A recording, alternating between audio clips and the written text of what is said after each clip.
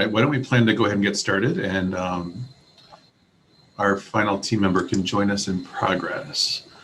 Welcome everyone. Thank you for joining us this afternoon for our meeting of the Royal Oak Civic Foundation. We'll start on our agenda first with our call to order and roll call. For committee members present, we'll do it one by one. Alex Fike, are you here?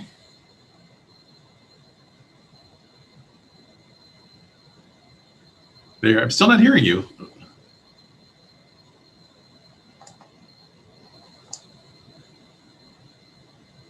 Shar, we'll go to Shar next. Shar, are you here?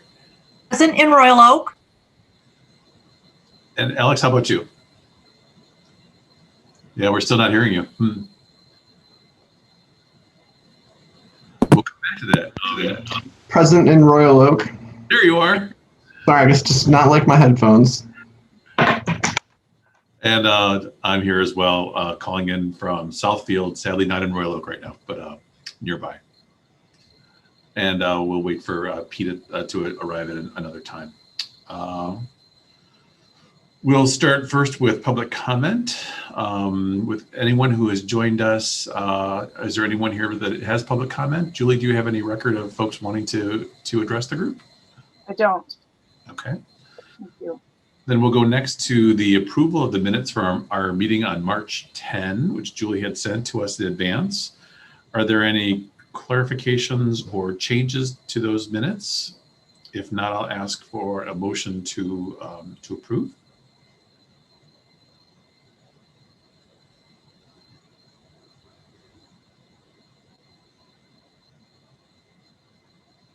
So having not been here, I mean, I can still vote on these, but it's probably better if I not introduce the motion. Perhaps Mr. Fike would? Well, I was going to say it may be biased by me since I submitted them. However, I will move. I will trust myself. They were finally done. So there's a motion by Alex Fike. Is there a second then? I'll second. Thank you, Shar. First, there's a motion and a second. Any discussion on the motion to approve? If not, we'll go ahead and roll call approve them. We'll start first with you, Alex. Approved. Shar? Yes. And I'll approve as well. Next up are the financials. Julie, if you'd like to show those to the group, and if there's any comments on it you'd like to make. If not, we'll file them for the group after you've made your presentation. Okay, great. I changed the screen. Did it change on your end? It did. Okay, so this is the 295 account in which we have some holdings, but we don't do any business. So this, as on each month, increases, about $5 or $6 according to the amount of interest. So that has not changed much. Page 2, we have a lot of business this month of distributing pass-through money. There were a few donations that were straight pass-throughs, the $5,000, and then the large amounts from Beaumont Hospital, the $15,434, the $15,000, and then the $10,000. Those all came from Beaumont. The two $15,000 amounts were for the senior center, and those have been passed through. And then just as a reminder, the $10,000 is a pass-through, but it will be used over the course of this year to help pay the Royal Oak Today advertisements. And so we will distribute that as those invoices come in. So I'm happy to answer any questions you might have if there are any, but basically everything that's happened here in this past month is passed through. Gotcha. Any questions at all for Julie? All right, we will file this report as presented. Thank you. Next, we'll go back to the agenda and look at the topics that we had identified at the tail end of our prior meeting to see if we have all of the business that we are planning to discuss today cataloged, and if there are any additions to this agenda.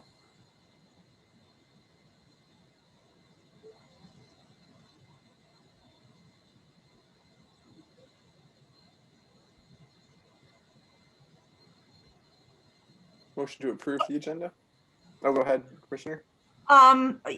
So I have a question. Tom, you sent us an outline of some ideas about strategic plan structure. Is that for a further subsequent meeting?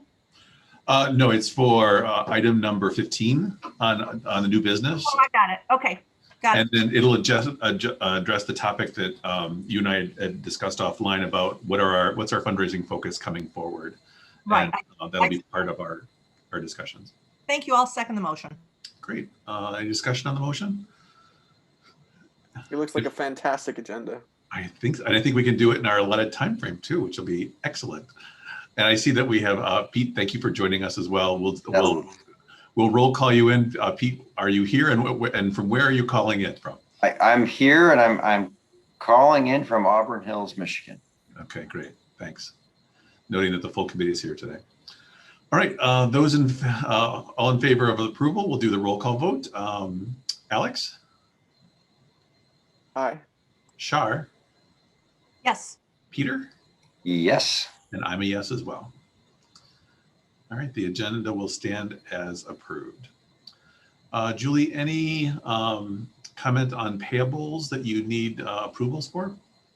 Nope, that is the second request from the community publishing, which puts out the Royal Oak Today magazine. That is the second quarter ad that they are working on with Judy. Okay, great. So one comment though, since each of our pass-through checks need to be signed by you, Tom, and you, Peter, I wonder, can you use the copy that was sent in your packet and sign those and send them back to me? Sure. Okay. All right, great. Thank you. And as soon as I get those, I will pass them on to the finance department so they can cut the check and get it to community publishing. Sounds good. We'll do. Thank you. All right, the next up on the agenda, item 8, director's report. Right back to you, Julie. I'm sorry. Okay. Do we need to approve that?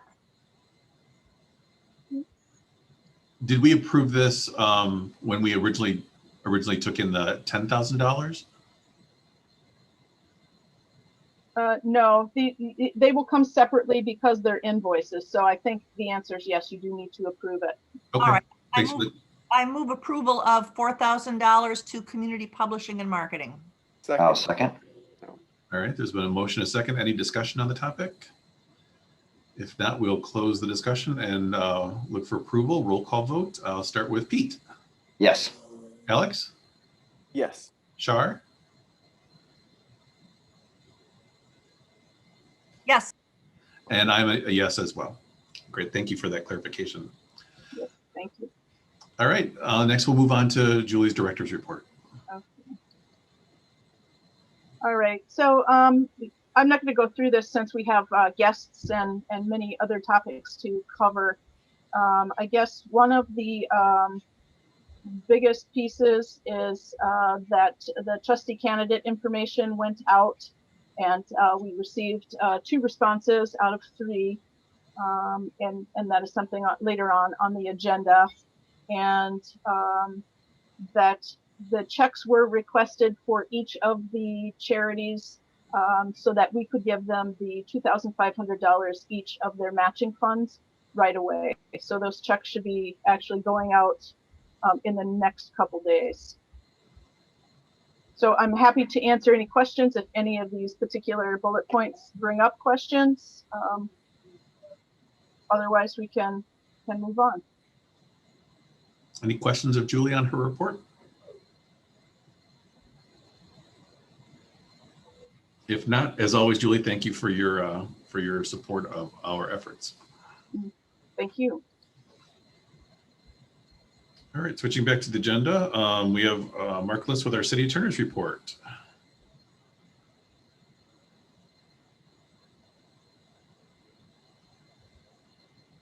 Good afternoon, everybody, once I unmute myself. Thanks, Julie, for pulling up the memo.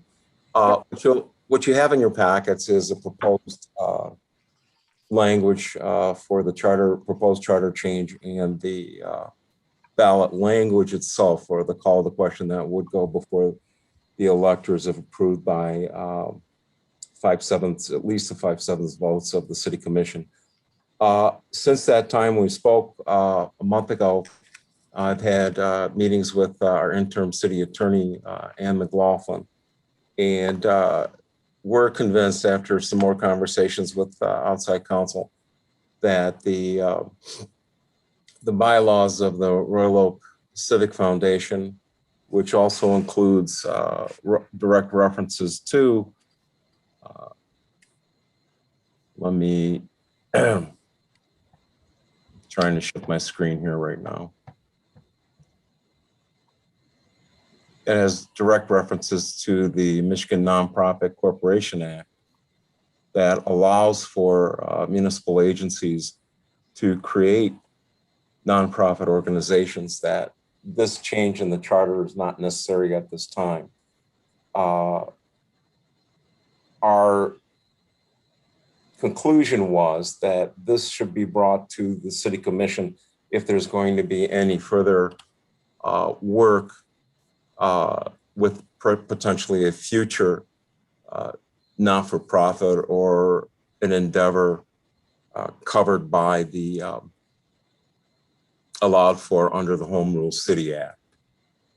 That's a little bit different than what you have under the Nonprofit Corporations Act. So at this time, we're not sending it to the City Commission yet. We're going to hold on to it. We're still having a bit of discussions here. But at this point, we feel that the Royal Oak Civic Foundation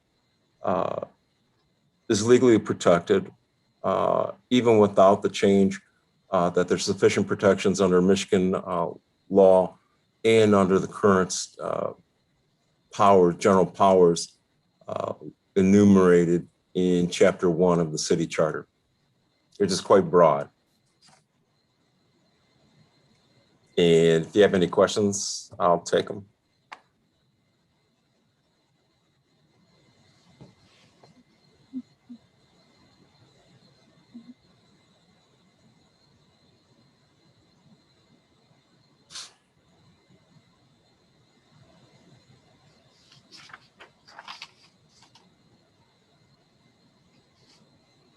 Seeing no questions.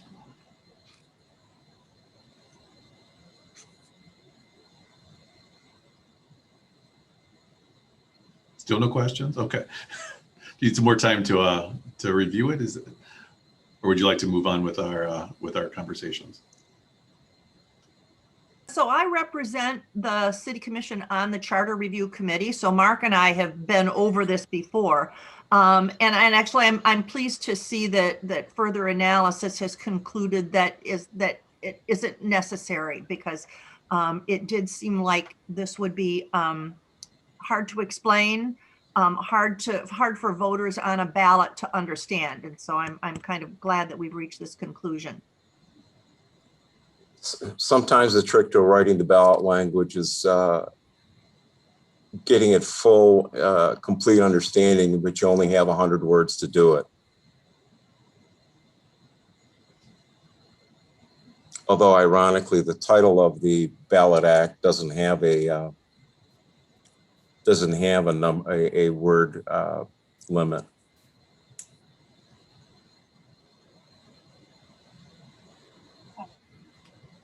All right, any other questions or clarifications on this? Mark, thank you for your taking this on. Sure, thank you. And you'll be back later in the agenda, I think item 12, where we discuss with Kitch. I am actually not involved in that. That is something that Ann McLaughlin is directly involved with. Okay, gotcha. All right, so that's it. Thank you, Mark, for your report. So can I chime in? I have a question. Maybe it's not necessarily for Mark or for the rest of the for folks, but Mark, you can take a first pass at it. When this comes in front of the City Commission, you said it basically a supermajority. My words, not yours. It might behoove us to have someone speak to it. I think Commissioner Douglas. Generally, what's the habit of the Royal Oak Charter Review Committee has been to have the chairman appear before the City Commission to ask any questions. Of course, the interim city attorney or the new city attorney will be there, or I'll be there if necessary to provide any recommendation.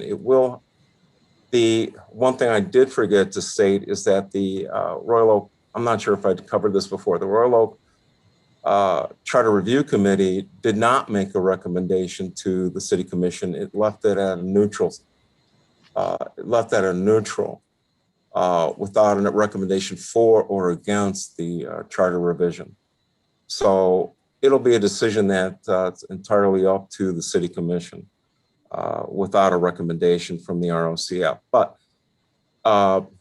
since I've been here the last 20 some years, a representative from the Charter Review Committee will be there. They also take on the role of champions for the proposed charter revision as acting as independent residents. And they will put together information packets for the press, and they will meet with resident groups to explain these changes if this goes on the ballot. And during that period between the time it goes on the ballot and the election, they'll be advocates for those changes. Yeah, because I was just wondering if it made sense for any of us to participate in the meeting, just be there in case speaking to any of our work or any questions about that kind of thing. But I think it's a great idea, especially since this would might impact your foundation directly once and if it goes before the City Commission. That's a decision that Ann McLaughlin is still reviewing. Okay, got it. Okay, that was the only thing I was thinking about. Great. Any other questions?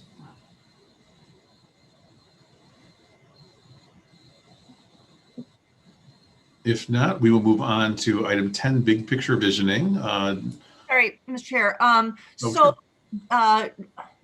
So this is, it has not, will this item go before the City Commission, or do we just not know at this time pending further analysis by the acting city attorney?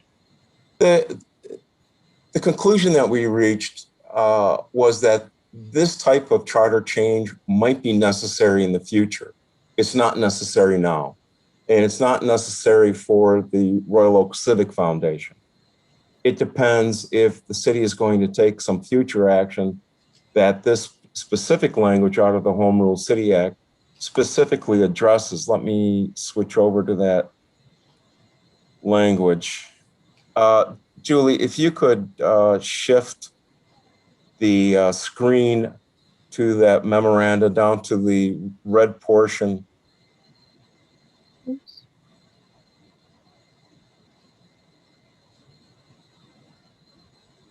Yeah, if you can keep going down until you see the red text. That red text right there is copied word for word from the Home Rule City Act. So it allows for the appropriation of public funds for the provision of civic, artistic, and cultural activities, but not limited to music, theater, dance, visual arts, literature, letters, architecture, architectural landscaping, and allied acts and crafts. So once that specific subject matter comes forward to the city, that's where we believe that this probably would be a good idea to present to the City Commission for potential inclusion on the ballot.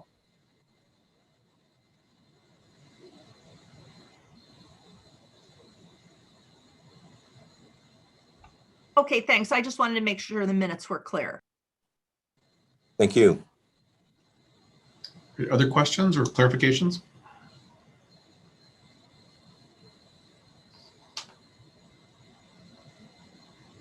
All right. If not, we will move on in our agenda to big picture visioning. And we have a guest with us to review. That's you, Aaron, I think, correct? We have 3 guests. 3 guests, Aaron and John. And Paul Brake. And Paul, welcome to today's meeting. So we put this on the agenda to figure out what were some of the big projects that we could support over time. Julie, is there additional context for the meeting that we want to provide to our guests?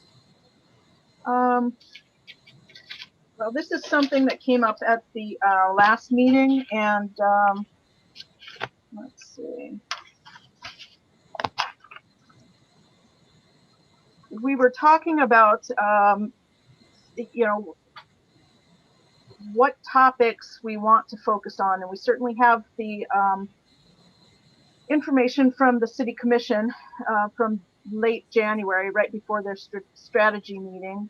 But we wanted to touch base, I think, more fully with the Parks and Recs department, because one of the questions that had come up for a potential fundraiser was the Centennial Commons Park and the restroom building, which last month we decided was a little bit out of our range. And then the question came, well, what else is there in the Parks and Rec or otherwise that might be a good fit for one of our next fundraisers? And so that's the general gist. So I don't know if Aaron or John, you have ideas that you might want to push out there for us, and or Paul, about some of the needs that you see. So when you say fundraisers also, I mean, I guess I was under the impression too that on certain occasions you have folks reaching out to you saying, I want to contribute to something, right? Even outside the scope of a fundraiser. Like if a large corporation, that would be funneled through you. Correct. Okay. Yeah, and I'll leave it to John to talk some specific stuff. We were talking about parks, but we did some a little bit of sort of preliminary discussions here on what that would look. And it's really kind of a spectrum of things that we do in Parks and Rec. There's the really big stuff. Going so far as to say that, you know, there might be opportunity in the future should we want to build a new or expand upon a facility for recreation purposes. But that's such a big ticket item, that'd be kind of thing we were looking for more of a partnership on. But then you can even scale that down. We're talking, you know, for improvements, for good physical, enduring improvements in the parks. We are, you know, struggling a little bit to catch up with the replacement of some of our play equipment. Oftentimes we have to make tough choices with regard to that. And those upgraded playground, you're looking at probably approximately $100,000. And then beyond that, there's all sorts of amenities in the parks that we could always use help with, whether it's upgrading picnic tables and things like that. But that's the sort of just the broad discussion we had in advance of this meeting. But we could dig into that some more and take it from there. That's just kind of a start. John, do you have anything to add? Yeah, I mean, I'll add that, you know, creating partnerships is always a good aspect to kind of help along, to help get what is needed in the community. For instance, we created a partnership with a collegiate baseball team, and they were able to help us fix up one of our fields to put artificial turf in. So it's always there is that opportunity to I guess investigate into it to see what possibly can be done to meet everyone's needs and everything like that. Kind of going to off of Aaron, you know, playgrounds are a big ticket item. You know, $100,000 is probably right around the average cost if you include the actual components, ball zone material, and you know, the appropriate finishings for a playground. You know, with this particular pandemic that has occurred, we've noticed a lot of people are now starting to enjoy the outdoors more. That being said, tennis courts and the sport of tennis as well as golf has also seen an increase in numbers of people that normally wouldn't be interested in that type of sport. But since those areas were one of the first to open in the state, people kind of gravitated towards that because that was something that they can do to get out of the house. So tennis courts is one of them, and that's, you're looking probably right around $150,000 for a tennis court. Basketball courts, we have a couple basketball courts in the city that, you know, can be refurbished and redone. You know, even goes down to the smaller scale items, park benches, picnic tables. We have a couple dugout benches that they're just wood, and you can kind of tell they kind of have a moon shape to them just because they're warped. So, those are kind of the smaller ticket items that we accept. We accept donations to them on a regular basis, but that could be something any other potential sponsor or donor is looking for. I could, John, I didn't mean to interrupt. It just occurred to me as well. I mean, we're talking parks and recreation, but the other thing that came up in our discussions is, and Julie will confirm this, we have a lot of, I have a lot of interest in doing like renewable and sustainable projects. Now, this isn't always directly related to a park, but it seems to me that there's a lot of opportunity here again for projects where you could partner or Yeah, because wholly, who knows? piggyback on that, I mean, sport lighting, LED sport lighting is big.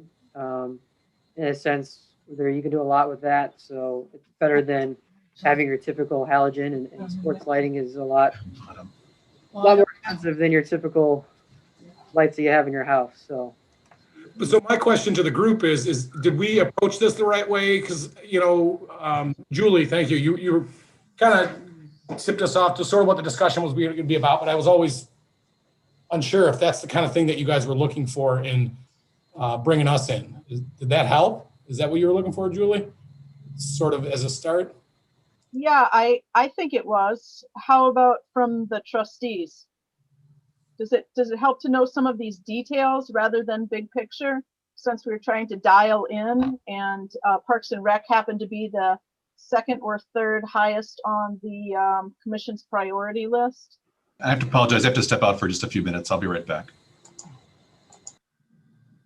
Hey, so this is Pete. Yeah, I think it was helpful.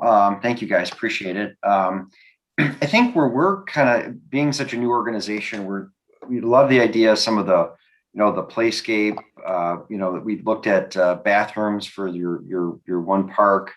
Those are all things that are really exciting. And then I think we were a little shocked by the price. And just as a new foundation, could be a heavy lift for us, as a first project. Something that's, $80,000, $100,000 might be a little much.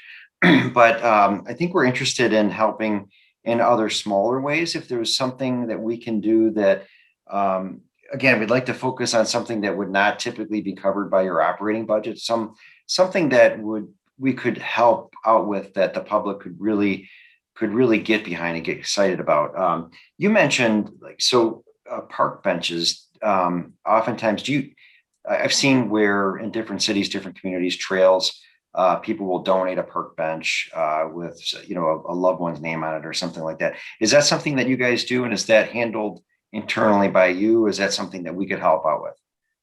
that's something that we do. So we've had numerous people call in, and they donated. Memorial trees is a big one. Memorial benches is also a big one. So a lot of times in our parks, you'll see a lot of memorial benches and memorial trees. So yeah, I mean, that is something that can help out as well. And then you said sustainability. I was thinking you touched on memorial trees, but what about just in general, like general tree planting? Is that something that the city does as well? Is that something we would be able to help out with? Just kind of brainstorming. Yes, we do. And that particularly lends itself well because, you could have a really big project that you guys could come up with or small. It doesn't really matter because you're buying, it's kind of a per tree thing. And so I guess the sky's the limit with that. And yeah, there's a lot of interest from the community in that. We are pretty aggressive about replacing the trees that we take down. But I think the community would argue we could be doing more. And so that would definitely, I didn't mention that earlier, but that would definitely be impactful for sure. And like I say, we do allocate funding to that every year, but it could always be bigger for sure. Something else I was thinking about just now too is like from a community standpoint, along Woodward or other roads, and obviously there's MDOT approval that you have to receive, so on and so forth. But any enhancements to Royal Oak sign, or to have an entrance sign, or some kind of a marker or a statue or something like that, that we might be able to help out with, that your budget that may not be in your typical operating budget, that might be something else we might be able to do. Just thought I'd throw that out there just to see what your reaction was. Yeah, you know what, I can't, like, for the welcome signs, I think those are relatively new, at least the ones on Woodward, if I'm not mistaken. But in terms of like monuments and other types of things, you know, nothing comes to my mind right away. But knowing that that's kind of where you guys are thinking, it's certainly something I'll keep in my mind and share with the group as things come up. I can't think of anything immediately. John, can you? The only thing I can think of is something maybe at Normandy Oaks Park, having some sort of grand entrance sign at Normandy Oaks Park. That's our newest park that's going to come online here shortly. So if you were looking along those lines, I think that would be pretty significant. You know, one thing I heard about through the grapevine, and I'm not even sure where it came from, is that by our entrance, the southern entrance off of 696, there is a welcome sign and then a green space. And it sounded like perhaps the Commission for the Arts had a donation, or someone who was willing to help purchase a piece of art, you know, a sculpture that would go into that space. Have you guys heard any more about that? Yeah, and that has to do with the Griffins. Okay. That development there. It's specifically related to that location. Across the street from Griffin? I don't know the exact location, but there has been some discussion. So, Julie, I can talk to you offline about that. So, okay. I know, kind of like you, secondhand information, but a little bit more.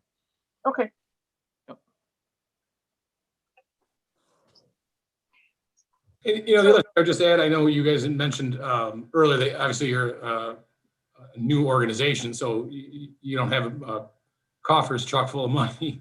And so some of the big ticket items I mentioned earlier was just in consideration of the fact that you guys will be around for some time. So that, as were mentioned, kind of just longer term. Mm-hmm. The sign at you said Normandy Oaks. Tell me a little bit more about that. Like how big of a area do you think we would? We have two big entryways, and John, thank you for thinking of that one, because that there actually is not a formal sign involved in the design of the park, at least not from the street, as I understand. Yeah, so I mean, there's, like Aaron was mentioning, there's I guess 3 entrances you can consider. The biggest one I would consider is probably the actual entrance into the park. So from the parking lot into the park. And then we do have 2 entrances off of Delamere, and I believe the other one is Nakota. So having some sort of signage there would be beneficial as well. There was, in our renderings, they included sort of an archway sign in the park. So coming from the parking lot into the park as a rendering sign, appeared to be a metal frame, had Royal Oak, and then it said Normandy Oaks around the RO logo. So that was something. And then maybe around the entrances, we could do kind of something similar to those, the entrance signs around 696 coming into the city for the park as well. Anything in regards to veterans, you know, any memorials or anything like that you may want to update, build, create? I'm not as familiar with what you may have already going on. In terms of, we do, there is the memorial in Centennial Commons. That's pretty well covered at this stage. We leave that one alone, but there was interest, as you know, with the, let's see, this is a different organization. There was the what do they call that? The World War II memorial that there's been some funding requests on our part, sort of partnership with them. There's a group, and forgive me, Paul, I feel like you understand the details of that a little bit better than I do, and kind of what specifically they're looking for. I know we met with them once, but they're looking for some funding as well to build a permanent, quite an elaborate memorial on Woodward. Right. Yeah, that would be a memorial park right next to the Jeep dealership. Mm-hmm. So quick question, and I apologize if this was answered when I popped off. Is there an aggregate list of all of your needs that you publish anywhere currently, either on one of your sub websites that people can react to, or is it more when they inquire, then you make the match? How do you promote what you need and the dollar amounts that you're looking for? So we have an adopted park packet. Now, the listing in that packet is very general. So it kind of says these are some of the ideas that you adopt a park and apply some financial donation to. They list, park benches. They list pavilion structures. They list. Yeah, but I don't think we don't have anything, and I didn't mean to interrupt you, John. We don't have anything in like a consolidated list. That's kind of No, but the only other list that you can look at or people can look at is the CIP, the Capital Improvement Plan. But I mean that's a I guess that's more of an expensive list, I would call it, as far as the amounts that are in those projects. So do you think, Aaron and John, that it would be feasible for you all to draft some kind of an inventory of needs right now that we could look at again? Yeah. We can do that, and it's I guess it's a little trouble because I guess there's a difference between needs and sort of the wants. It seems like the needs that we have generally are met. There's things that we don't have that we want, so I have trouble adding that to a need list, because generally the city commission and everybody's just funded us for the needs generally. I mean, always could use more, but usually those are for like the niceties, I guess. I take the term need to mean like, hey, we've got stuff that that we're struggling to keep or something, Yeah, and I would say the needs would most likely be, if I had to look at my list right now, would be like tennis courts and playgrounds. Playgrounds specifically because there is a lifespan to those playgrounds. Same with tennis courts. So when playgrounds reach the end of their lifespan, can they still be played on? Yes, but it's almost timeline is kind of dwindling down for when it needs to be pulled or it needs to be upgraded. So we do have a couple of parks that are running around a 20-year lifespan of the playground equipment. We're going to be pulling one of our playgrounds near the senior center because it's a wood structure and it's rotted, and the condition of the structure it's more of a liability than it is to keep up. So that tennis courts, if they're not upkept properly, you get those cracks, and the cracks can become hazardous. So that would be more of a need to address those issues, because that's where your liability comes into play. But now, are you asking, and we can do this if you're looking for something more specific? Because I think the list we gave you was kind of generic categories of things. I mean, we're going to be we do at this time of year, especially, we do assessments as we go through the parks and cut them for the first time. I mean, if you want, we could begin developing a list of very specific items. The bouncy chair at such and such park we could use. I mean, if you want that sort of detail, we can definitely keep that running. Generally, those would be things that we'd budget for, and we would put our heads together at budget time on. We don't have a running list, but we can begin doing that if that's the kind of thing you're talking about.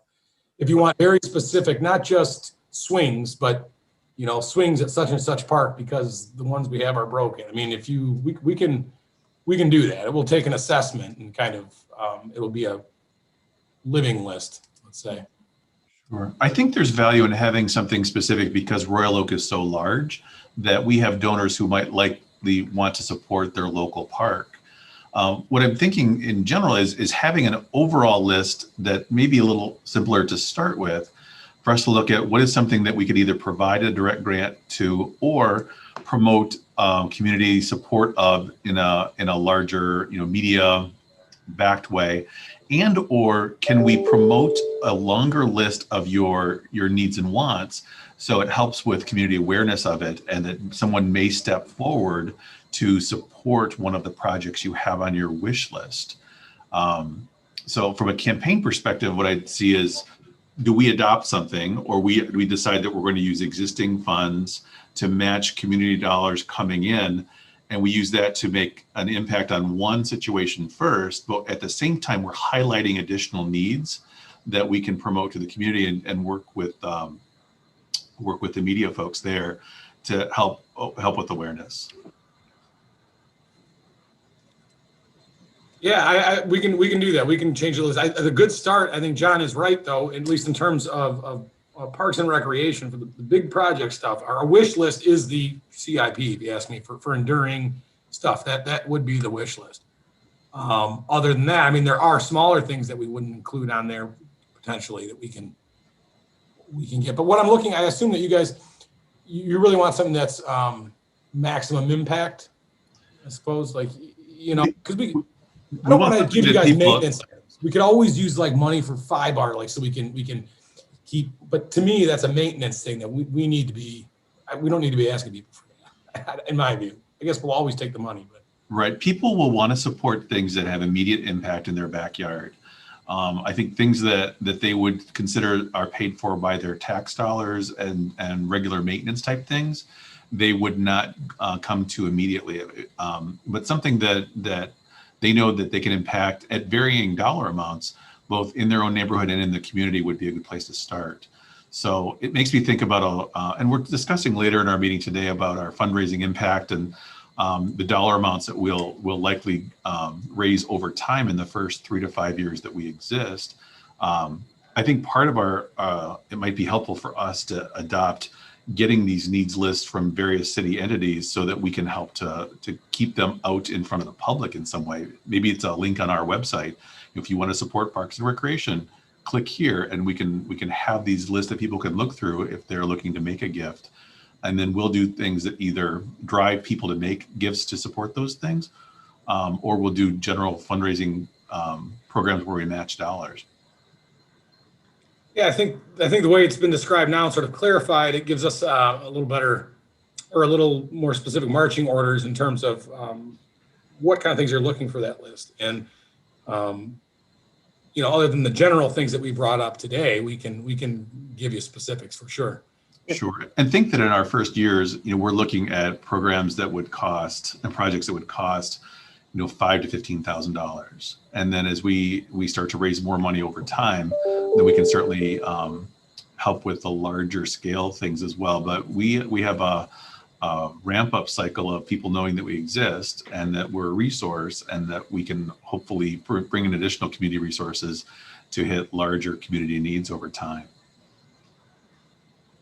Is there anything you all just did your master plan, right, for the next 5 years? In the last year, something like that? The capital improvement plan.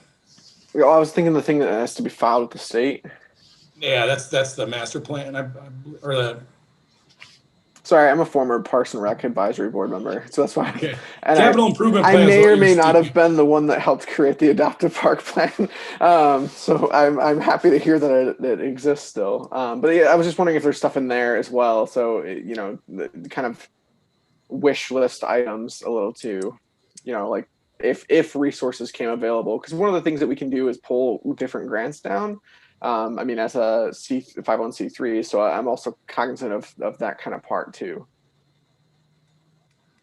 Yeah, our master plan will be setting to be renewed here within the year. And there are a lot of components that we try to accomplish that come from the master plan, and then also the CIP as well. So kind of a little bit of both. For clarity, John's referring to the Parks and Recreation master plan. Yeah, sorry. Thank you.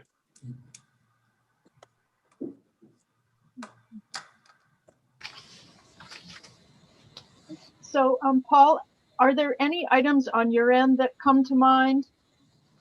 not necessarily Parks and Rec, but and if not, maybe you could also keep your eye open for things, knowing, you know, what we can do over the course of time.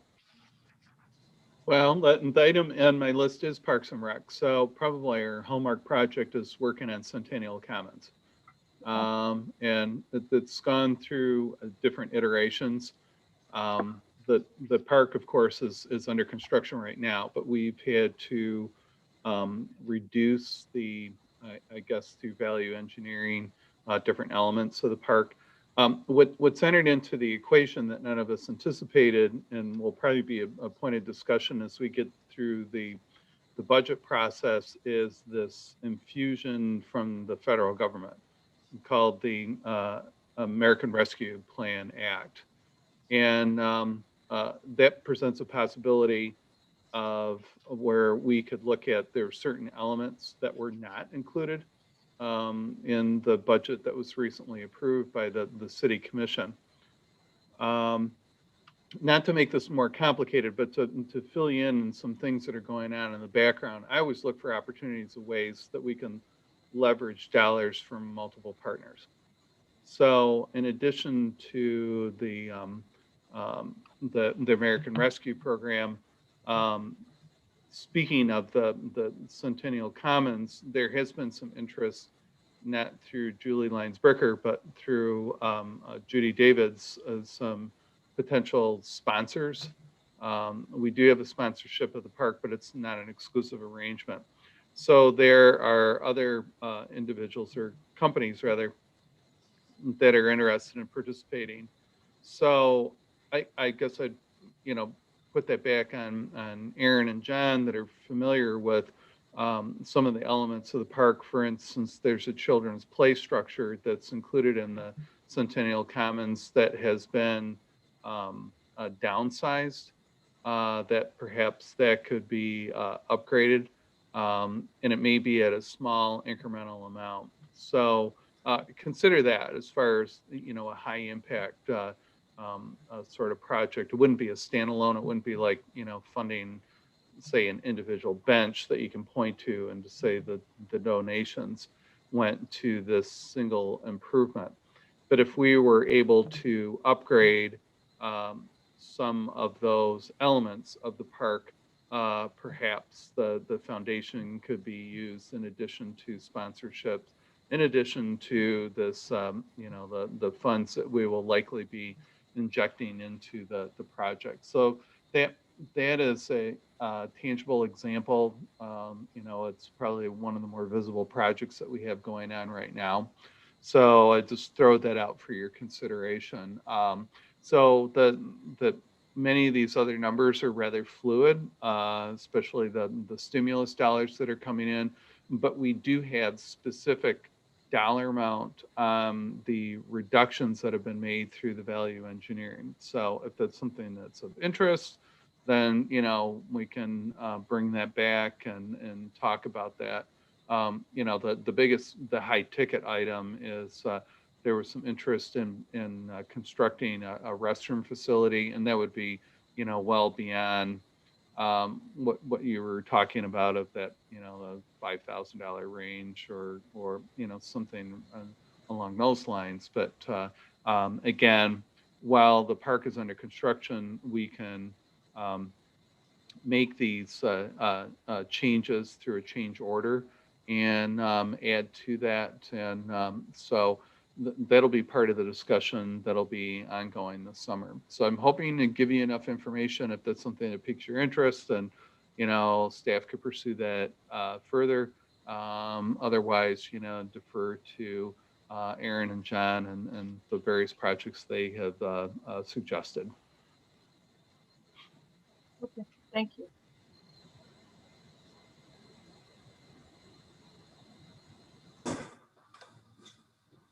Any other comments or discussion as part of this today?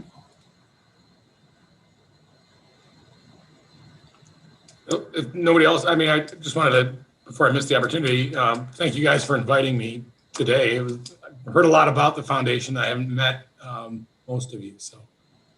We're fairly new, but our goal is to be very impactful. So yeah.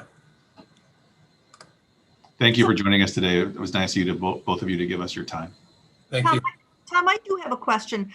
Is this discussion strictly around Parks and Recreation, or does Paul have other things in different departments and different subject areas that we want to at least be made aware of?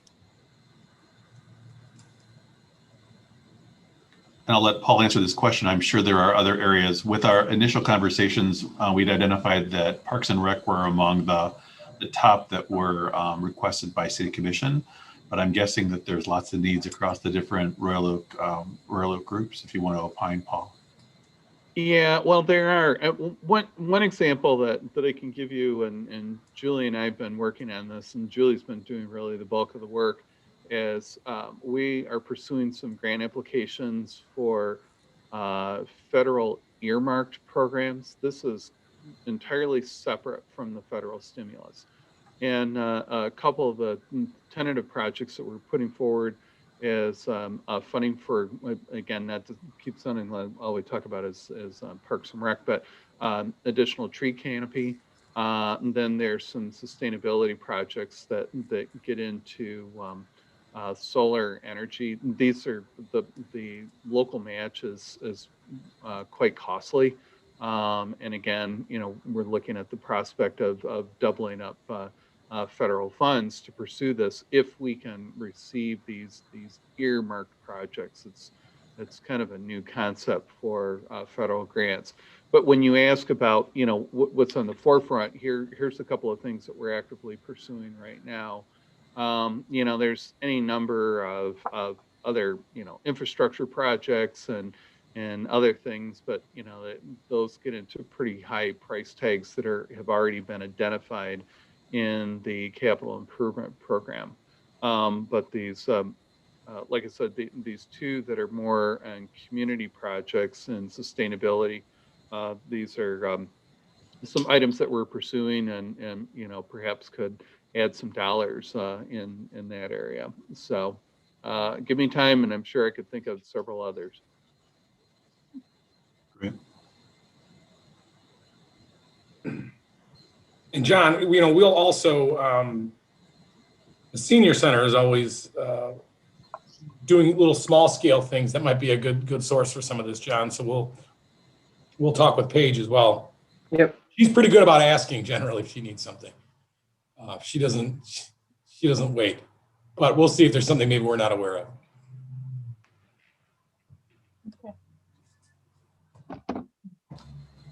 Okay, other questions?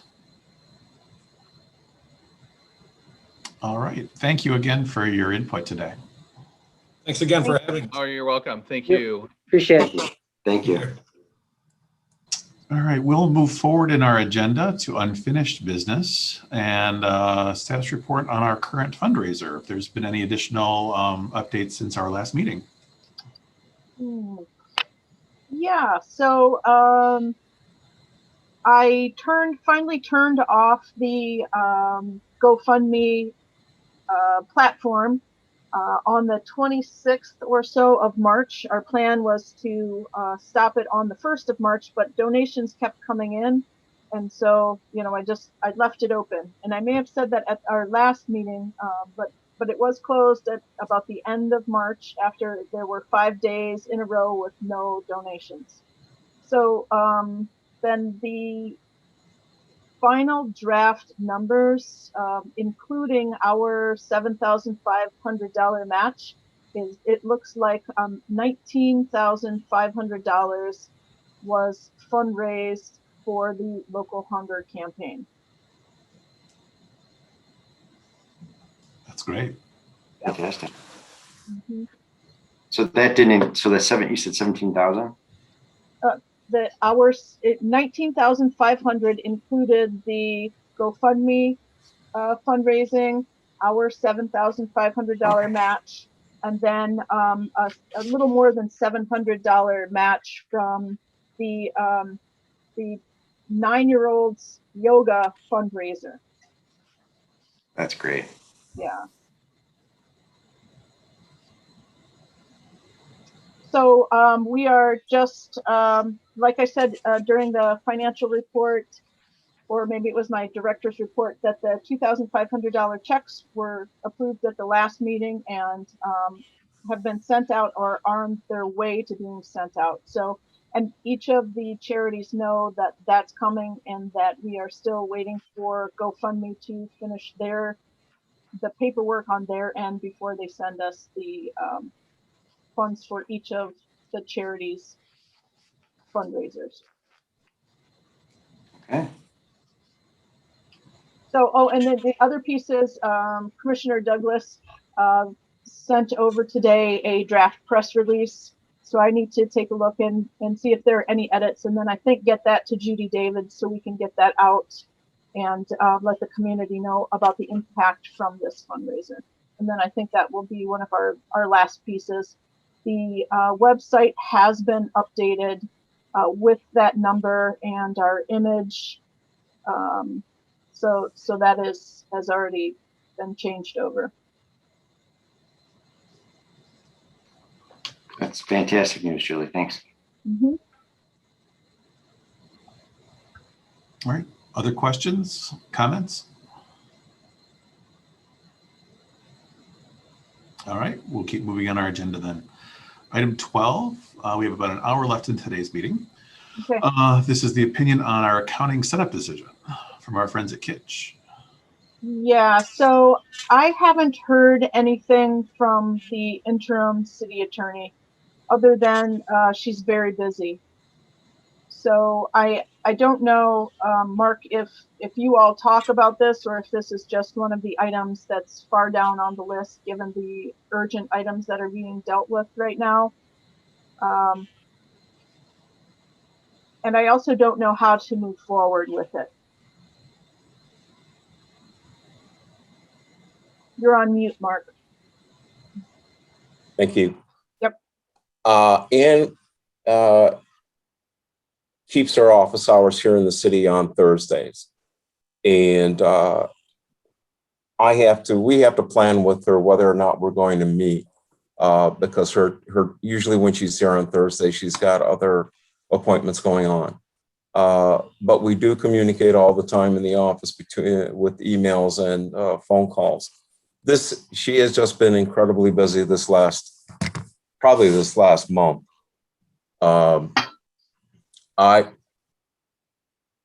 will bring it up with her and see if we can move this along, but I haven't talked to her about this issue in at least a month. Okay, and I guess a little additional news that a new city attorney has been decided on. Is that right, Shar? Yes, we're in the process of preparing an offer. Okay. So Okay. Who knows how quickly that'll happen.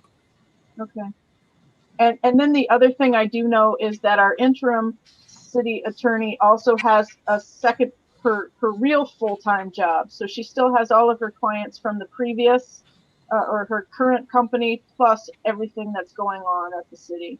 And I think that is part of, the delay that we're experiencing here.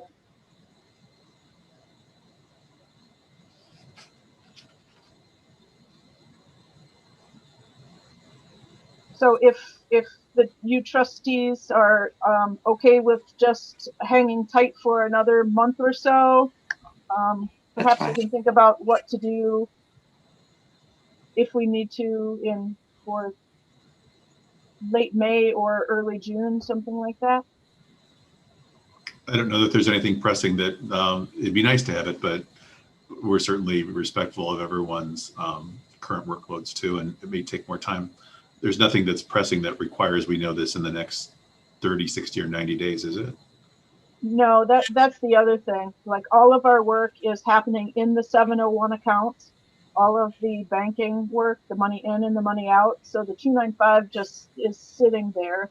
And I have not run into any troubles using the 701. So at this point, it all seems like it's flowing from that 701 account. Well, all right, then if there's no other comments on it, why don't we plan to just maintain our current course and wait? Pete, do you have anything as the treasurer? Any concerns? No, I don't have any concerns. I think it's just, it keeps getting kicked down the road so long, I start to lose track of what our question is.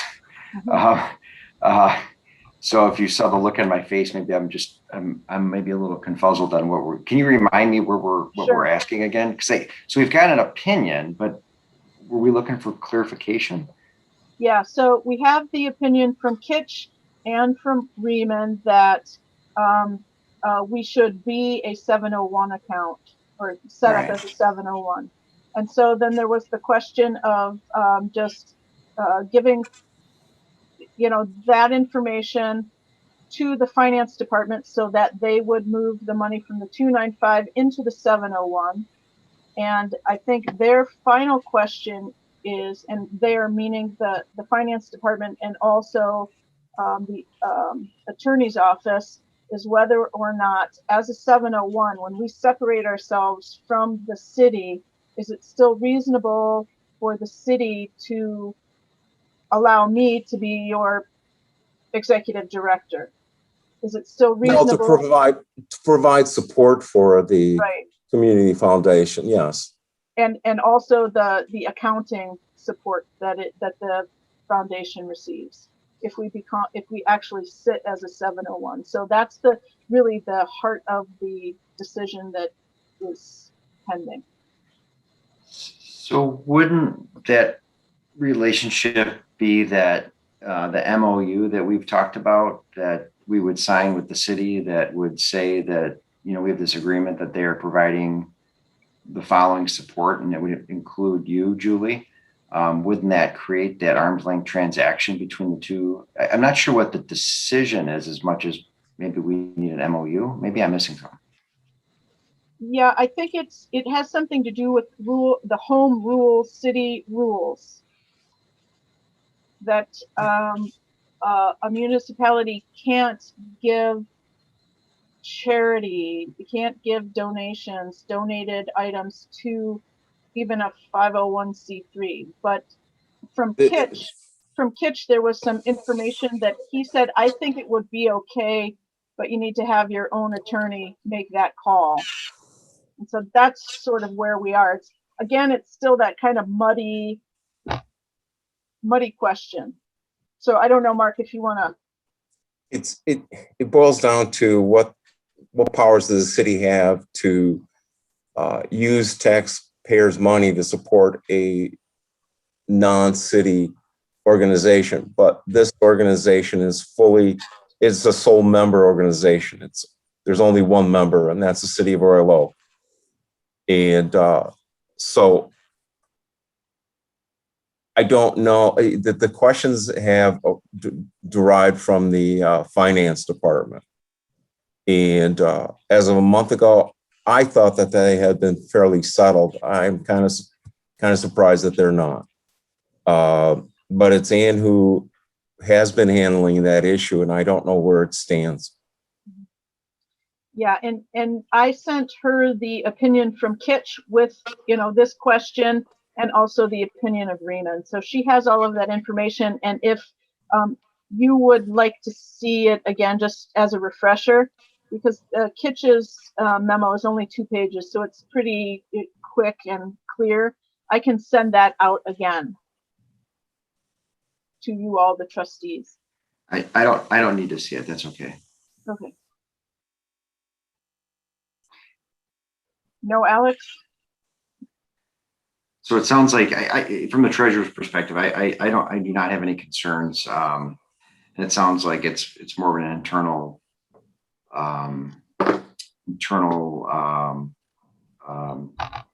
question between the departments. So we'll let them work on that. Okay. All right. Any other questions or clarifications? If not, we'll move down on our agenda.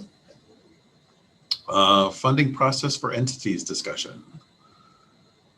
We tabled this discussion at our last meeting because there were some more contextual issues we wanted to discuss. Julie, do you have the listing of why we halted on this one?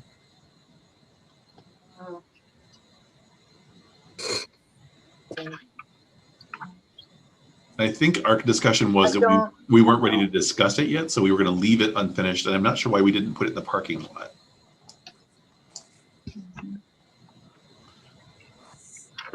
Because I think this might connect to our new business 15, that we might want to discuss that first before we get to 13. Mhm. So unless there's no other questions on this one, why don't we plan to move over this and consider putting it in the parking lot until we've had our planning discussion as part of new business? Does that sound good to the group? Sounds good. Okay. So we'll move forward into new business, and that's item number 14, trustee candidates questionnaires, reviews, and next step, the 3 folks who have applied.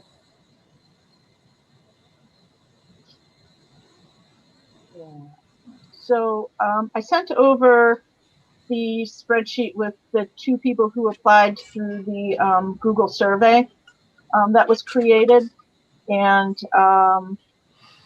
wonder if you had a chance to review. And then maybe before we get into a discussion about these 2, is this the proper procedure that we wanted to use for trustee candidates who apply?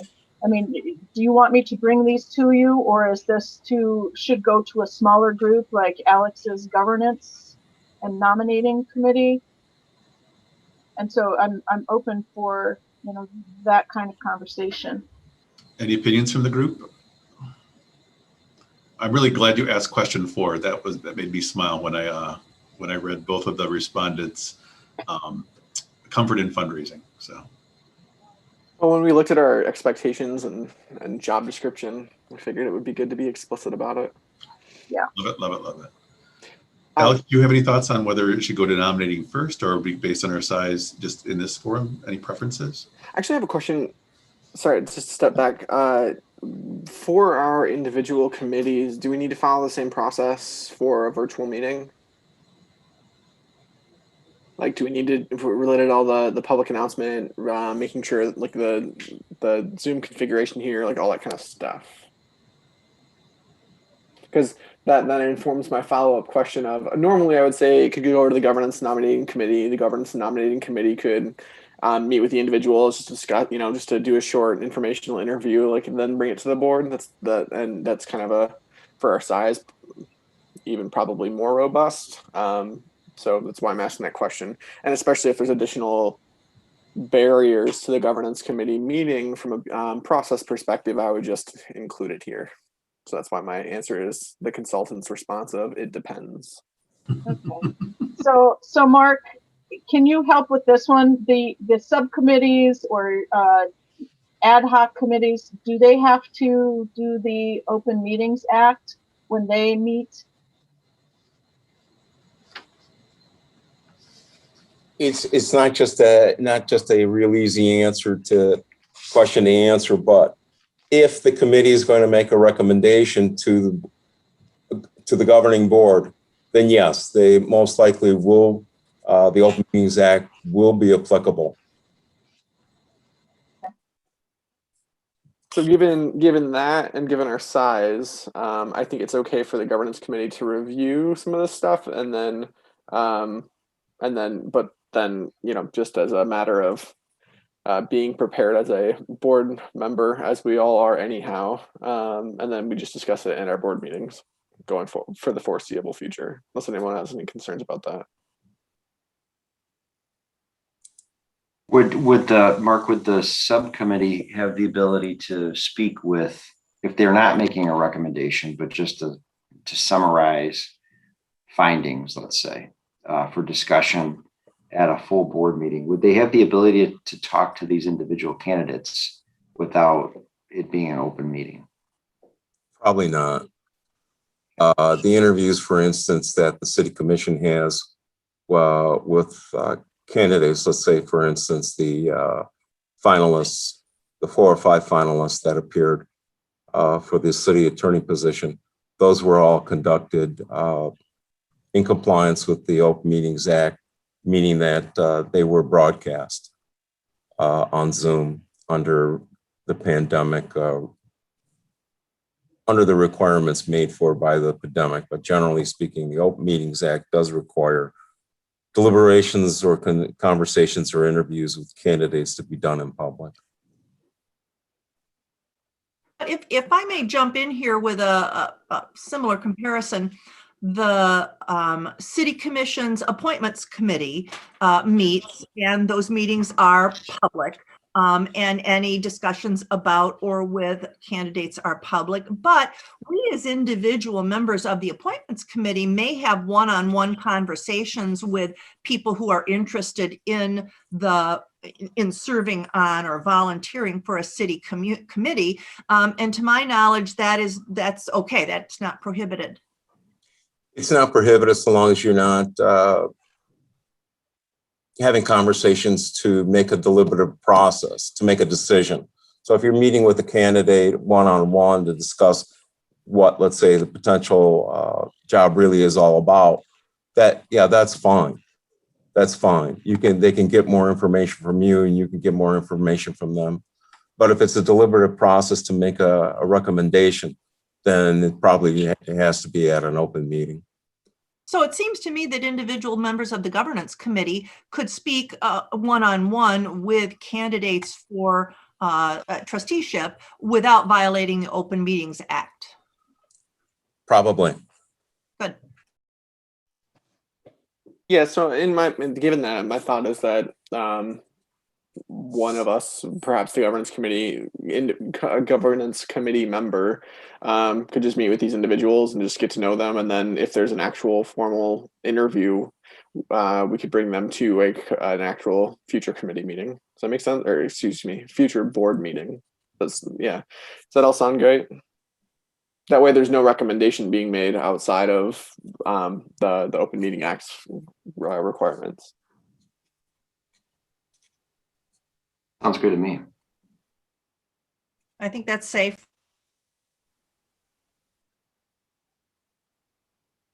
Tom, since we're informally voting. On your mark, it's go. No, I'm fine with the informal version of it too. I'm just, thinking about our size over time and how many people we need to add. This does connect back to our strategic planning conversation of how big should we be at what point in our future. So with these two candidates, do we want to start that process, Alex, that you just mentioned with these two, or work as a team right now with them? Team meeting you and me? Yeah, team meeting all of us right now at this meeting. I think I was going to say team you and me reach out to them and just talk to them, give them a little bit of information about the process that we're putting together too. I think that would be helpful. Make sure that they have the job description, maybe a little context on where we've been as an organization and where we're headed to, and point back to the public recordings, and then bring them to the full group. Does that make sense? Because I'm thinking that it'll save us time during our meetings So that's kind of what I'm thinking about. So, because then, and I'm assuming that they understand our organization, but given what we share about where we are, where we're going, like that kind of thing, they may say like, oh wait, that's not for me. So a little to Tom's question about question 4, which is how comfortable are you fundraising within your networks? If we have that as an expectation, we want to make sure that no one comes on unwilling to do that. I guess, it doesn't meet their abilities. Pete. Yeah, no, I agree. And then that way we're not putting them on the spot, a formal meeting. Yeah, we have experience with that. One of our early members dropped off, not realizing the fundraising expectation that we talked about. So it's good to highlight that first. Okay, so Alex, shall we work on this in hopes of bringing 1 or 2 of them back to the group in May? Yes, I think that makes sense. And then I think it would be worthwhile to spend a little time on, Tom, the question you elevated, which perhaps we'll talk about in the strategic conversation. Does that make sense, around just kind of board size? Yeah, I think so. And also we can, as you talk to these folks too, delve into their experience in fundraising, personal solicitation, making personal phone call. Now during COVID times, face-to-face meetings, obviously not, but having that direct connection versus, I'll send a couple emails and follow up. There's a big difference. So, yeah. And then the other thing I just want to bring back to the table is a number of months ago, we talked about what our general calendar would look like. And one of the things is once we come up with a couple trustees that we would like to add, the commission needs to approve that slate. And do we want to wait until, and I think we were going to do that in December or January, or because we need to build our trustee board a little bit, move forward with a couple now and then do a bigger push for recruitment in the time frame that we talked about with our timeline, our general timeline. Does that make sense? My opinion would be that we start to ask for the approvals off cycle first to build our constituency. And then once we get to what we think is the right size of the group, then we'll do the slate version. I agree. Okay. All right. Any other discussion on this topic then? So offline meeting, conversation in May? I'm sorry, I should go, I'm looking back through the past meeting minutes. Have we, who's on the governance committee? Alex? I think it's just Alex. Yeah, so that's a great question. We have never actually appointed our committees from my recollection. So beyond what is stipulated in the bylaws, which is me on the governance chair, as well as, for instance, the finance committee would just be Pete. However, none of them have met because they have not had any business presented, and we've subsumed their role as the board has the powers to do. I love that word, subsumed. I also use the word usurp when talking about the other way. And I'm perfectly fine with the board usurping all of my treasury responsibilities at any time they'd like to. Do we feel like we need to address that? Or are we okay with our current operation since we are kind of a skeleton crew at this point? I would be more than happy, Commissioner Douglas, if your question is about perhaps you joining the governance committee. So, yes. I think it's good that we have a framework in place. Oops, we lost you, Alex.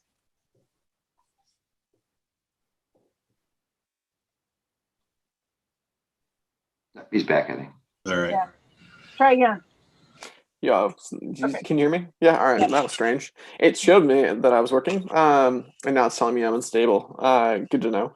Yeah, I was just gonna say we've built a good framework for our work into the future. So that's kind of how I look at it. Very few standing committees, very few, and a lot of flexibility. All right, sounds good. All right, so if there's nothing else on this topic, why don't we move next to the first 3 years timeline. It's a document I sent over late last night. Julie, I don't know if it's helpful for you to share it here on all of our screens so we can review it together. So the premise for this, and I did take a couple, added extra year and then left an open year for us to add as part of our discussion. This is a skeleton for topics we should be keeping our eye on as we develop our organization over the next 5 years. So the questions I asked myself as I was putting this together is, what do we want to accomplish each year? How do we add committee expertise to focus on next steps? And in what order, of course, too? How will we be relevant to the city of Royal Oak? Always keeping that question in front of mind. And what brand recognition and reputation do we want to build in the next 5 years? So in our current year, we're working doing a lot of city coordination. And I was intrigued with the gentleman who joined us earlier. They had a lot of needs, and they had some formalization of it, and the rest, I think, sat in different parts of how they operate. And I wonder if we can lend some structure to that by getting lists from city divisions of here are our wish lists. Here's what we need. The most important things in order, and here are things that we wish we could do as well, and here's how much they cost. And not only can we focus on them being able to take advice from City Commission as to what we attack in what order, but what can we also do to bring visibility to the needs so that if someone is interested in making a gift, we have provided that transparency of what the city needs in one place, hopefully sub-pages of our website. Publicity and promotion, we want to promote ourselves, that we are the city's organization for fundraising. From committee growth, it makes sense that we had a minimum of 2 members per year. It'd be great if we were more, if we had more interest, of course, but and we can put these in any specific order. I realize with the 2 folks who have applied, at least one of them is in a future year, when we were thinking about how we might become more financially complex and would need a CPA to be involved. So potentially move that forward. But I had thought for our discussion, do we get someone with a corporate executive who has community contacts, additional ones beyond this committee, and a foundation grant administrator, someone who works in a foundation that does our business for their business, pushing money out in the community, so they can help advise us on our grant administration processes over coming years too. So, would someone from the Herb Foundation be a great person to add to us, so they can advise us on how we start our grant out processes? From a fundraising focus, I put these in classic order. We need to annual giving, direct mail fundraising, anything that's casting a wide net that both serves as a publicity element so people know we exist, but also matches direct needs that people can support in their own community. And the impact, the thing we need to focus on, I think, first in 2021 is visibility and getting people to participate, and annual giving mechanisms are those. You can scroll forward to 2022. Actually, let me stop. Any questions about 2021 or things that you think we should, go ahead, Charya. You're on mute. Because one of our philosophies, we've defined as an organization, is collaboration, is sort of leveraging other dollars and other resources. I wonder if we want to think about a role that we can play in aiding other people who raise money for the city. And I'll use the animal shelter here as an example. Their role has been for many years really raising funds for the animal shelter.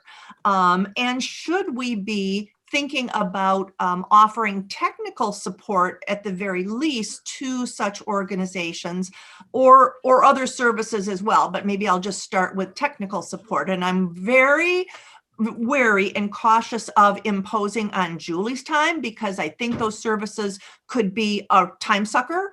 But nevertheless, if that helps us leverage their efforts, maybe it's worthwhile.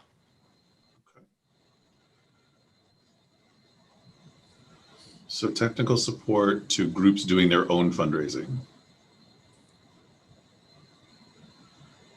Do you like that in year 1?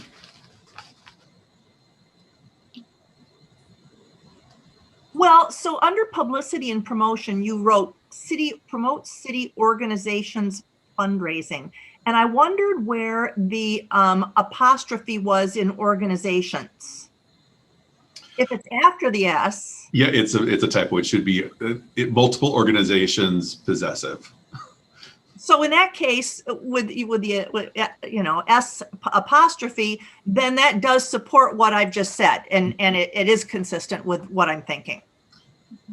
Okay, and again, going back to our group with the Parks, our talk with the Parks and Recs folk, they have a list, and if we can just formalize that and start helping provide advice or provide promotion of that fits right in too. So I'll change that apostrophe placement so that it's more inclusive. Punctuation matters. It does. All right. Any other questions about 2021 or thought? I just have one clarifier. So when you call the group committee, you're meaning the board, right? Not Correct. Subcommittees? Correct. Okay. All right, Julie, if you would scroll to 2022 and we can walk through this one together. So 2022 is to start to look a little bit further down the road to figure out, how much money we need to raise in subsequent years. So part of that will also include regular promotion of impact of fundraising that we're currently doing. committee growth, thinking we should be, if we can connect with someone who's a high profile donor that can be an endorser. I fund these projects in Royal Oak, you should too. Someone that might get people's attention because they're involved with us. And also adding a plan giving, estate planning, legal expert as well too, for us in a few, to set ourselves up for a future plan giving support and campaigns. And then the impact is we want to show that we're valuable. And at this point, we'll start to increase the funds available for general application by the entities who are looking for support from us. And again, what I might do is, as we have this discussion further, is maybe we start to put dollar amounts. And I popped some general figures just from my mind's eye into the conversation we had with the Parks and Rec folks. But are we looking at raising 10 to 30,000 in year one, and then we start to look at those dollar amounts and back in the activities that would support those dollar levels. Any questions about 2022? Let's look at 2023. Let's see where we're going. This point in our relationship with the city, we want to verify our value to the city so that they are speaking the same language that we are. That if you asked anyone about the Royal Oak Civic Foundation, our brand is already on the consumer's mind, that they know, oh, that's that group that raises money for Royal Oak groups. That those talking points are consistent in people that know about us, from either city officials to citizens in the town as well. At this point, we'll start to promote fundraising resources, dollars and services available. So that actually might connect back to what Shar just said, that maybe we do that more in year one, that we are resourced to help groups support their fundraising activities. Committee growth, I was thinking it might be helpful to add someone that is embedded in the PR community as well. I think we have some expertise on our own committee as we speak, but someone that also provides some visibility to our organization that's in the media. And I thought at this point it might be helpful to have someone who would be an administrative volunteer that can pair up with Julie, because we will likely be managing some more complicated projects, a higher volume of them as well. So if one of our volunteers or more want to become administrative volunteers, that can be additional hands-on in the office to help Julie with some of our operations.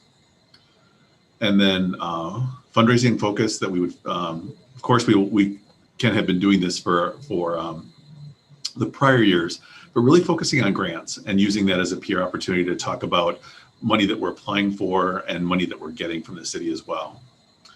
And then the impact is raising much larger dollars for high visibility impact, project impact. People in the community can see the impact that we have because something large changed or showed up in a park or somewhere in the city. Then 2023, any questions? Is it clear that the steps are building on each other too? Are there any that you see might be disconnected from each other that you would advise we would alter in any way? Yeah, sure. So sort of maybe not apropos of your stream of your chronology here, but we need to start thinking about how we raise dollars that we may spend on administration. Because Julie will get tapped out at some point, or there are going to be sort of maybe some more broadly administrative overhead needs that we need to fund. And somewhere in here, we need to weave that into how we can obtain operating funds. Got it. Do you think that in 2023 or earlier it would be the better choice? It's sort of, at what point do we become victims of our own success? And it may well be that the very success that drives the need for additional overhead resources is also a result of successful fundraising. But we've talked about, if we manage grants for organizations, even pass-through grants, that the budget for that include overhead. And in the world of government, that's not uncommon. Nobody's going to be shocked by that. certainly, or in the world of, grant writing, foundation grants for that matter. It's a little trickier to do that with an annual campaign, to tell people, well, yeah, our annual campaign, pays for rent or overhead costs. So I'm not saying we need to put that into the timetable, but I'm saying it's going to come up on its own. That's a good point. What I'll do is I'll add it to the 2023, because that's where we're starting to, if things are starting to ramp up, that we need more help, and those costs we can register in that year as well too. So I'll update that to reflect your advice. Then 2024, oh, I'm sorry. Yes. So, I'm thinking about it being relevant sooner than 2023, because once we get going on other projects, and especially if there's technical support that needs to happen for the organizations, I will need help, because this is really, I have 3 jobs that I'm doing right now, and I'm almost tapped out with the federal funds coming through and all of those grants, management pieces I have, and then also the energy and sustainability manager. We are writing a community-wide sustainability and climate action plan right now. So there's not a whole lot of time that I have to do additional pieces beyond what I do right now for the foundation. So just want to put that out there so you understand where I am right now. Okay. Very helpful. Do you want us to look at doing that more in 2021, or is 2022 too late? I guess it depends on it. Could we put that decision on hold depending on what we decide to do in 2021? Sure. I'll just note it as being a sooner than later element that we should decide. Okay, thank you. And help you resource for sure. I was just going to add one thing to the thinking about committee growth. So if you want to call it, are you thinking board committees, like our committees, or are you thinking more overall board? More overall board. What I use committee interchangeably with our board, so I'll correct that as well. Okay. The other thing related to that is I was thinking that committee growth, a little to Commissioner Douglas's question earlier, may be helpful too, and then may also help with the resourcing component that Julie's talking about. Our bylaws allow for us to have non-board members on committees, and so that could be a great way to add more hands to support the different efforts. Okay. And ideally, in a future state, individuals will serve on a committee before being slated for board membership too. So that's a good point. So do you want, Alex, how do you feel about me putting in 2022 development and staffing of committees? I think that's appropriate, because I think that that'll help align with the work that we do. Got it. I'll make that update. Good advice. Thank you. Other thoughts on 2023 as we look to our future with our crystal ball? All right, let's pull out our crystal ball for 2024. So 2024, we want to solve something really visible. So we'll have taken 2023 with our more intact city connections to try and solve something that's very tangible to our city. Try to involve citizens in this big solution as well too, so it becomes a true community fundraiser versus community mining for people who are interested. We'll have been doing that in 2021 through 2023, but now to really try and involve the entire community in something, and we have yet to obviously define what that would be. Here's where I identified we try and find someone in corporate marketing as we become a little bit more public communications oriented. And here's where I added the tax accountant, which it seems like we have in year 1 based on the application. So I'll make that update and maybe switch a couple folks around. So we have that expertise sooner than later. This is also a year that we would start our plan giving program to be able to connect with seniors in the community about making those choices and documenting their estate plans for some sort of recognizable impact that will be able to show some value while they're still with us, and will provide the bulk of the impact as part of their estate when they've passed. And then our goal is to go back also to the Royal Oak programs we've supported and start putting some strong talking points about here's what we've done over the last few years, and start looking at creating endowment funds for some of the Royal Oak support programs too. That connects very strongly to planned giving as well. So that's 2024. Any questions or clarifications on that? All right, and then 2025, I left open because I thought, what else do we want to do? We've solved all the problems of the world. So I left it open on purpose because I thought, you know, the world will change a lot in the next 5 years. And what do we want to be when we've grown 5 years from today?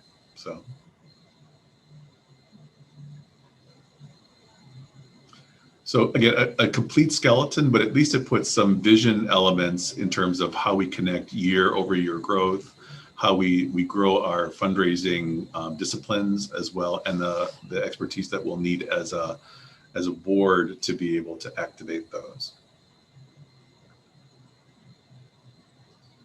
Yeah, I think this is a great start. Thank you so much for taking the time to do this. And having a document like this reminds me that I have set up a Gmail account where we could keep these documents available for everyone on the board in Google form, and wonder if that would be something that would be valuable to you all. So that, Sure. Tom, once you make the changes, we can put it there, and you know, when anyone wants to look back, it's a function of just going to the Google shared documents rather than trying to find it someplace. That's a great idea. How about if we make an action step? I'll make the updates to this, send it back, and if you put it in that Google form, and then let the group kind of tear into it. If you want to, there's something you think you want to add, like, hey, here's a good idea. Let's do this year. Let's add some additional depth to it, and we'll continue to make this a living document. Okay. Okay, so I want to just see the title of this. Okay, so does this sound like the title that we want to keep for this document? Open to the group's opinion. Yeah. Pete? Yeah, I think it's fine. The only thing are they goals more than, you know, strategic? When I think of strategic planning, I think of something a little more formal. You know, are these more goals? I think it's wonderful what you said, Tom, but and I'm not married. You know, I think the heading's fine, but I just wonder if it's more goal, more of a goal title than. How about if I update that? I'll update that to strategic goal and impact outline. And then as we get into planning is where we'll add the tactics on the Google document. Yep, sounds good. Okay. All right, great. Thank you again. All right, we have 19 minutes left in today's meeting. We are whizzing along. Good for us.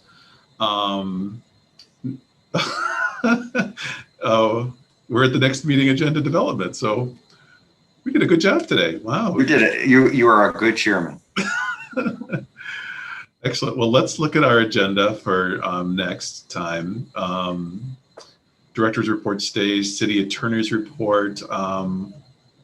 Is there anything else beyond the ballot language you're working on for us now, Mark, that we need to have prepared for next month's meeting? I'm sorry, on the ballot language for the. So we're done with the ballot language. Is there any other things that you or your counterparts in the legal group are working on us currently that we would need updates on? Nothing that would involve the Oak Civic Foundation. I mean, we're working on some charter changes that have been recommended by the Charter Review Commission, and they've been sent to the Attorney's General Office for review. Okay. What about the Kitch Raymond update for next month? I'll make sure that we get some information back to you before the next meeting packet goes out. We're just saying we could put that on the agenda again for next month. Okay, great. Do we want to invite other departments to come in and talk about their needs so that we're helping them think about it to catalog it back to us? Should we make this a standing part, or is that a burden to ask those administrators to come and do that? Well, I'll give you a little bit of info. What the Charter Review Committee has done is that they do survey the department heads from time to time to ask the department heads if there are any charter changes that they would like to see. So I'm not sure if that's going to take any, how much more time it's going to take out of the department heads. That's an administrative decision. But the CRC at least surveys the department heads probably approximately every year or so. Okay. Maybe, Tom, I like where you're going with this. Maybe, because I want it to be productive for them as well. What I think we learned today was that it was helpful for us to meet the leaders of the Park Recreation Department and for them to meet us to get a better idea also of what we might be looking for, dollar amounts, just based on the questions that we asked. I think they maybe have a better idea of the types of projects that we would really be excited to wrap our arms around. So with that being said, maybe we go around and it's more of a meet and greet with different key department leaders to introduce ourselves, get to know each other a little bit, and have that conversation about, we're interested in where your needs might be. Do you have ideas? And if so, let us know right now, or at the meeting, or get back to us with a list. But it might be helpful just to meet and get to know each other first. Yeah, I like that idea a lot. Shar, go ahead. Yeah, I'm just thinking of departments and if they even care, or if we even care. I mean, what do we've got? There are a lot of that are purely administrative, treasury, assessing, building department, planning department. So which of those would really be relevant? What about the original roots groups, like the animal shelter and the library? Yep. And to talk to maybe we spread out some meetings with some of those groups over the next 2 to 3 months, and we have an introductory conversation to Pete's point, and we talk about what their needs, what they're doing. So we're also using it as a visibility meet and greet option too. Yeah, so that list is the animal shelter, and I think you'll wind up talking with a police department lieutenant, because that's where the supervisory capacity lies. So animal shelter, library, nature society, parks and recreation, we just met with today. Seniors, perhaps separately, even though they fall under Parks and Rec.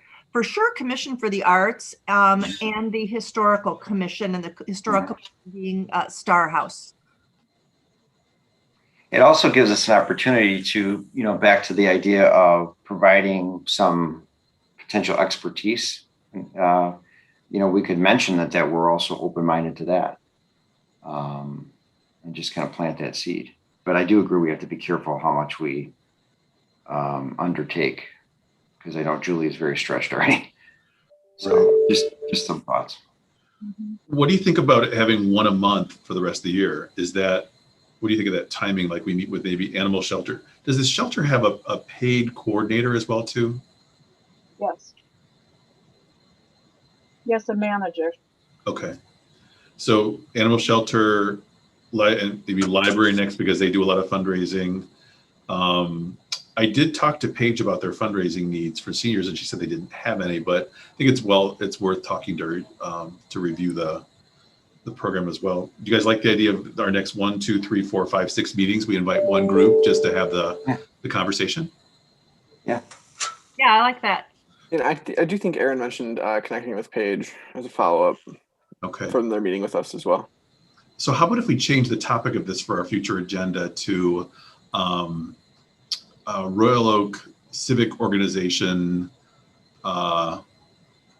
discussion, and we invite one different one every month. And then how about if we start with animal shelter, and then we just rotate, and then we'll make decisions on who we invite next at the future ones? Does that sound good? Yeah, where does that Royal Oak Civic Organization discussion go under the topics and presentations? Topics and presentations. Okay. We'll just change big picture visioning to that new title, and then we'll work with through you to invite the representatives that are appropriate. Okay, and what would you like me to ask them to think about ahead of time? Do they have a wish list of specific items from small to large? And does that wish list also have a price tag attached to those as well? So it'll get them thinking in advance. We might want to be even more specific than that. Maybe for right now, I like, Tom, when you said, $5,000 to $15,000. Maybe if the board's comfortable with that, we could give them that range to give them an idea. Yeah. Because otherwise, they'll come back with $100,000 projects, and I don't blame them. That's a good point. Yeah. We may want to be more specific, I guess. Okay.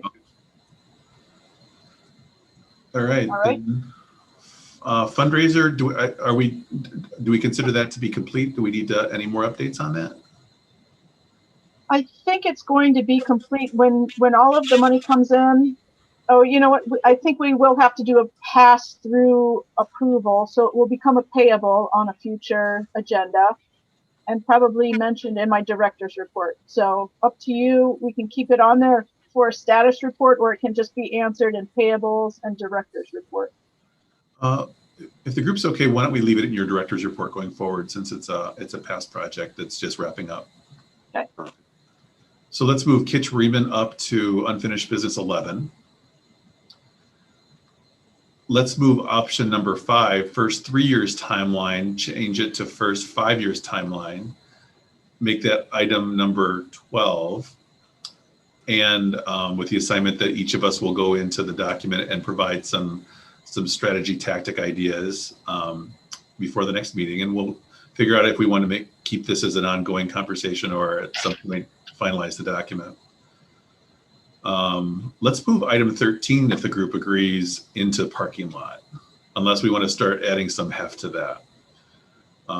Thoughts? I'm okay with that. Yeah, I think it would be helpful to hear from some of the groups before we start deciding what the process is. It's a good thought. Okay. So move 13 into parking lot. And then I guess it's unfinished business. Trustees questionnaire. We'll have a report from Alex as our nominating committee with Julie on interviewing the 2 candidates. Yeah, I was gonna say we could just change that to just oh shoot, sorry, I'm thinking of all the governance names that are not self-renewal, succession management. But how about just board recruitment? How's that? Okay, and we'll move that in. You want that in new business or unfinished business? Unfinished is fine. Okay. I would just see it as kind of ongoing. All right.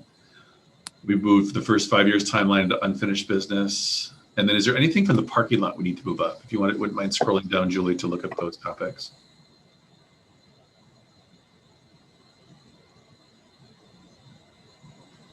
So we are doing a catalog of current fundraising happening in Royal Oak. That's part of what will become item number 10. But let's leave it there for now. Should we move the last item up? The branded merchandise. I'm thinking about the centennial component, and then I also know that there's the animal shelter fundraising going on right now through a branded merchandise. Or was this more of like specific Civic Foundation of branded merchandise? Apologies if I'm misremembering. It was specific to the foundation, wasn't it? Then never mind. Well, actually, it would, and to me, the idea is that we need a whole array of Royal Oak merchandise that people can go to a store and buy, not specific to fundraising events, so that you could go down to the t-shirt store there on Main Street and you could buy a sweatshirt or a hoodie or a tote bag or a whatever. So I think that's the concept. Let's move that up to new business, and that could be a great ancillary fundraiser that's kind of ongoing if we develop a series of, and maybe we work with Peter with some of your students again, a series of Royal Oak specific T-shirts that are civic pride, And, there might be a skyline of Royal Oak, or it might be a few years back, they did zip codes. Royal there. Yep. Royal Oak proud. Perfect. Yeah. There were zip code based that group sold a number of years ago. I'd love to see those come back. Some other graphic tees that might be fun that people would clamor for. So we'll add that to new business. Good call. I think it's a good idea. And you called out the technical assistance, the fourth bullet. That we're already. I feel like we're achieving that one. Sorry, just to make sure that we clarified that. I think we're gonna. Do you want to have that conversation as part of one of our next meetings, or just want to? Oh, sorry. I just meant by meeting with all the individual groups, we're sort of achieving part of that. We are. I Yes. see that as one part of the conversation. Correct. It's a question we won't answer likely in the near future, but it is a conversation that we're starting. Correct. So I'm just checking boxes. Okay. Yes, you are correct. I love your background too. Are you in the park again? I should have put this on earlier. with your kiddos. Nice. All right. Any other thoughts? Anything that's new that we should add to new business? I have just a thought about the second bullet point in parking lot. I've just continued to move that month. Every time I make the agenda, is there any reason we need to focus on the investment policy? Oh, we still need to wait for the financial setup. Okay. Right. Sorry, I answered my own question. I'll just continue pushing it down the calendar. Okay, great. All right, anything else for today's meeting? If not, I will ask for a motion to adjourn. I can second. Great. All in favor say aye by roll call. Shar? Aye. Pete? Aye. Alex? Aye. And I'm an aye as well. Thank you all for your time today. Julie, as always, thank you for your organization for us and all the behind the scenes work you do as well. Yes, thanks, Julie. You all. Thank you. Good to see you all. Stay well. Take care. Enjoy the sunshine.